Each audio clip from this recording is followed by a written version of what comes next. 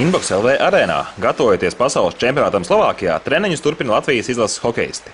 Mūsojo pulks kļūst arvien kuplāks, un tagad ierindā ir visi trīs brāļi Redlihi. Uz ledus bija arī Ģirds Ankipāns un no Čehijas atbraukušais deficītajā centra pozīcijā spēlējošais Aleksejs Širokovs.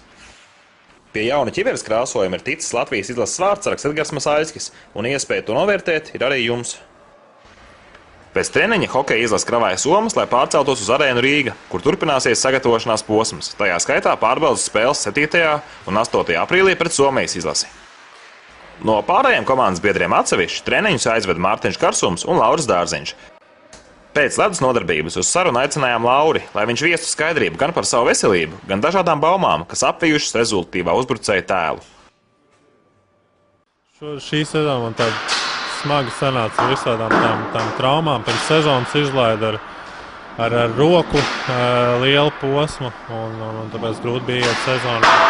Bet decembrī visi izlaida ar to vēdera muskuli, un bišķiņi viņas pastieps tagad, tā kā negribās forsēt. Bet, kad būs zaļā gaisma no ārstiem, tad būs zaļā gaisma. Ko ārsts saka? Skatās, palēnām, es saku, negribās forsēt, nav jau tik briesmīgi, bet, strādāju zālē, un kad būšu tuvu tam, tad arī ārsti to redzēs, un tad jau arī tiks lemts pa mani pievienošanos ar ledus.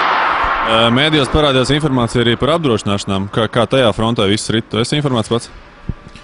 Ar juridiskām lietām man aģents nodarbojās, tā kā, ja viņš man ļauj nākt, tad es domāju, ka viss kārtībā. Vēl par juridiskām lietām pēdējās dienās parādīsies informācija, kas cilvēks satrauc visvairāk, ka Lauris varētu pamest Dinamo komandu.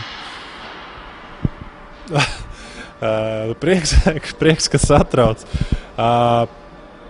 Es nezinu, es arī juridiski, pa juridiskām lietām vēlreiz saku, aģents saku, no savas puses es varu pateikt, ka uz doto brīdi man nav nekāda izmaiņa. Smējies.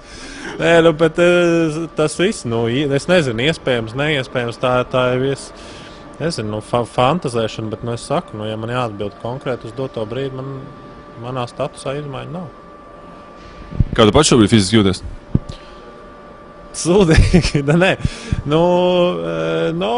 Normāli, protams, mēs visi atpūtāmies pēc sezonas, pavadījām kvalitatīvu laiku ar ģimenēm un bišķiņi atpūtāmies no sporta. Bija jau, protams, kaut ko padarījāmies un tā, bet speciāli arī necentās neviens uzturēt sevi top 100% formā, jo skaidrs, ka to 2 mēnešus nevar noturēt. Tā kā es domāju, tā pauze bija veselīga un uz doto brīdi es tā domāju, kaujas apstākļos sev neesmu pārbaudījis, bet visticamāk, ka, protams, nav tās labākās sajūtas, ja?